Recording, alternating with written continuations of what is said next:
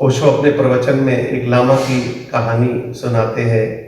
लामा अपने जीवनी में लिखता है कि 7 साल का था कि मेरे पिता मेरे कमरे में आए और उन्होंने कहा कि सुबह तुम्हें पढ़ने के लिए शहर जाना है।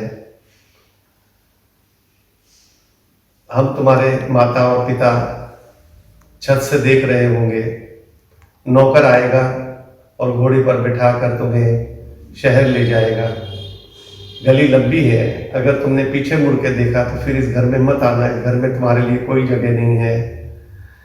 जहां भी जाना यहाँ मत आना। शहर जाओगे वहां पर अगर तुम्हें एडमिशन मिली तो ठीक है, स्कूल में मास्टर जी से बात हुई है, और अगर नहीं मिली तो कहीं भी जाना, लेकिन यहाँ मत आना, क्योंकि यहाँ फिर तुम्हारे लिए कोई जगह नहीं होगी।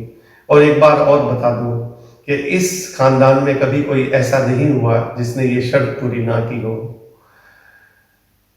लामा कहता है, रात भर मैं सो नहीं पाया, 7 साल का बच्चा, और पिता कह के गए थे कि सुबह भी मुड़ के नहीं देखना, इस घर में मैं रहा हूँ और इसी घर को नहीं देखना। सुबह नौकर आया, उसने कहा कि चलिए, घोड़े पे बिठाया, और एक बार उसने फिर याद करा दिया कि इस गली में अगर तुमने पीछे मुड़ के देखा, माता पिता ऊपर कोठे पे देख रहे हैं, तो फिर तुम्हें घर जाने की इजाज़त नहीं होगी। कहीं भी जाना लेकिन घर नहीं जा सकते हो।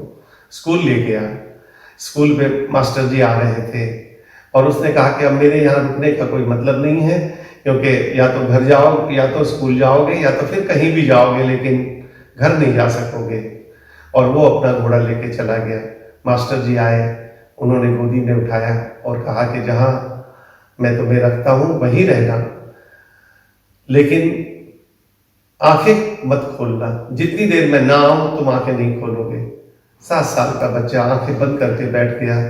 दिल तो करता था कि आंखें खोलूं, देखूं स्कूल को, या देखूं उन बच्चों को जो और इसमें पढ़ते हैं, लेकिन उसको पता था कि कहाँ जाऊंगा, क्या करूंगा, और फिर वो आंखें बंद करके बैठा रहा। कुछ बच्चे आते, उसको थप्पड़ मार जाते, सोचता आंखें खोल के देख लूं, बदला बाद में ले लूंगा, लेकिन फिर ध्यान आ जाता कि कहाँ जाऊंगा, घर नहीं जा सकूंगा और कहीं कोई जगह नहीं है। फिर मिठाई वाला आया और उसने कहा मिठाई ले लो, तरह तरह की मिठाइयाँ।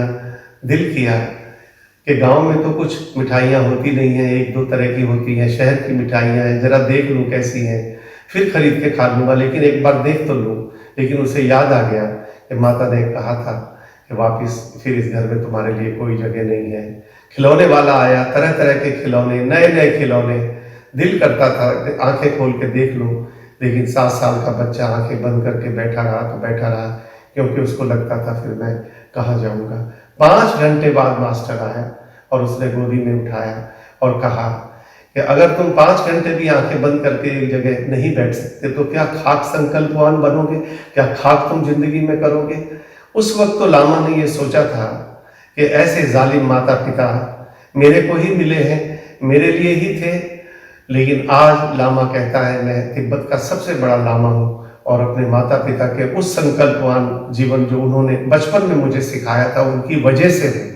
आज मैं जो हूँ वो अपने माता पिता की वजह से हूँ, और मैं माता पिता की बहुत कद्र करता हूँ। आज भी उनकी मूर्ति बना के उनकी पूजा करता हूँ, क्योंकि उन्होंने बचपन से ही मुझे संकल्पवान बनाया।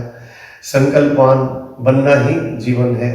गुरुदेव कहता है, मेरे पास एक साधक ने पूछा कि आत्मा मनुष्य में होती है? मैंने कहा किसी में होती है, किसी में नहीं होती है।